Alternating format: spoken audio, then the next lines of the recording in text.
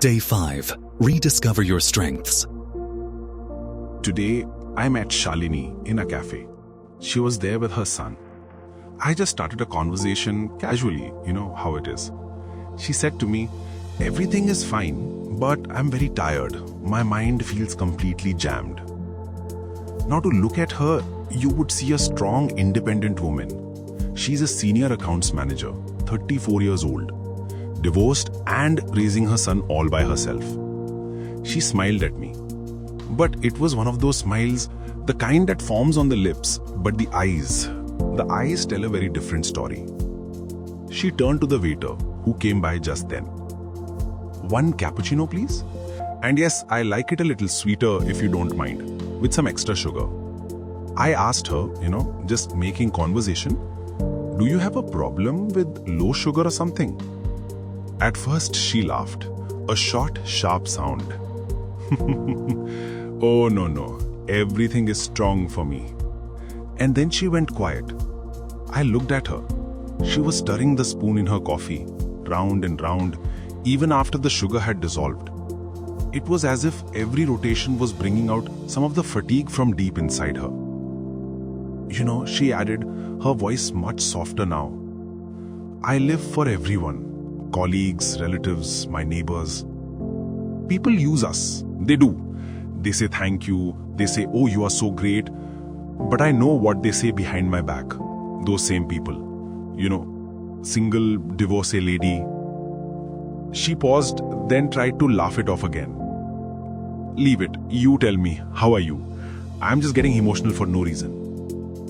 But I knew. We both knew. There was a very old, very deep pain buried behind that pretend smile. I just looked at her and said softly, "Shalini, do you even know how much strength you have inside you? You are raising your son alone. You are managing a demanding career. And on top of all that, you are always ready to help others. Think about it for a second. You have undergone a C-section operation to bring your son into this world. A cesarean in which 7 layers of the body are opened. 7. After which, the body is never quite the same again. And on top of that pain, there is the effect of the anesthesia, the weakness, the hormones that are completely out of control. But still, you are expected to behave perfectly normal. You're expected to breastfeed your child as soon as you regain consciousness. And you have done all of this happily. These strengths of yours, this is the real respect." She became silent, completely still. And maybe, just maybe, a spark lit up in her eyes. A little light that had been suppressed for years and years. Does any of this sound familiar? Do these questions ever come to your mind? Why am I not the same person I was before? Has my self-confidence weakened somehow? Why don't people seem to take me seriously? Or this one hurts. Why do people take my help but don't give me respect? And finally, how do I feel proud of myself again? You might wonder, why is it so important to re-identify your own strengths? Well, because if you don't define yourself, the world will be more than happy to give you its own definition, and it may not be a kind one. Because your self-worth, your value, is not determined by your past failures or by the opinions of other people. And most importantly, because growth is impossible. You cannot grow without remembering your true innate strengths. So let's talk about some healing steps. These are practical, research-backed ways to find that strength again. Step 1 is called strength mapping. It's simple. Take a piece of paper and write down 5 things you are naturally good at. It can be anything. Cooking, managing a team, making people laugh, keeping your plants alive, anything. Then ask 2 people who know you well, who care for you, which of your strengths they admire the most. You might be surprised by what they say. Why does this work?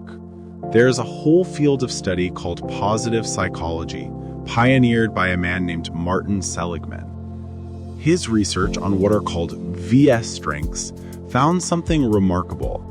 People who identify their top strengths and then find ways to use them in their daily life, their happiness level increases by an average of 18%.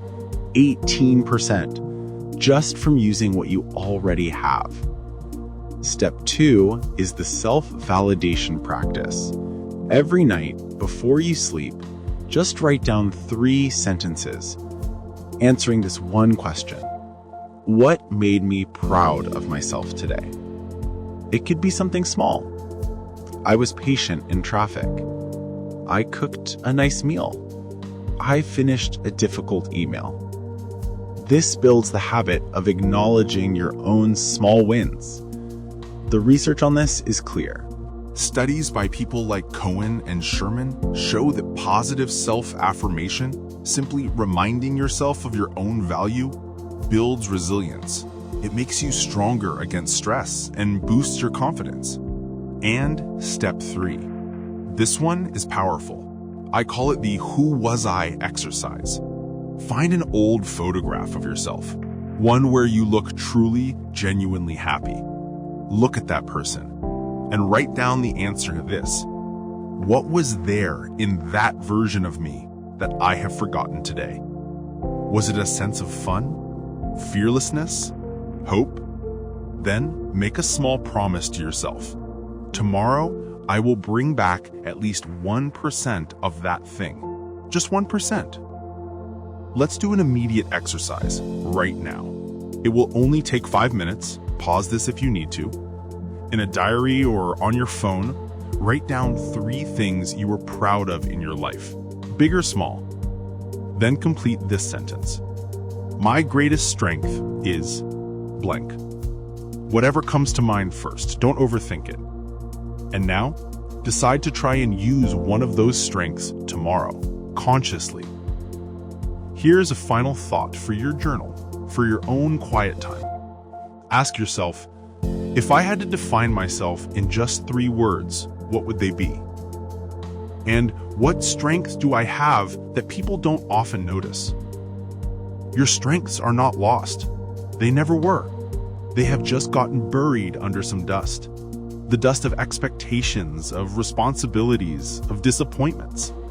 Your job is to gently, patiently wipe that dust away. Remember and bring back those old happy days. 1% every single day. And just see how your confidence returns. It will. I promise you it will. In the day 5, we learned, strengths are not lost. They just get buried in dust.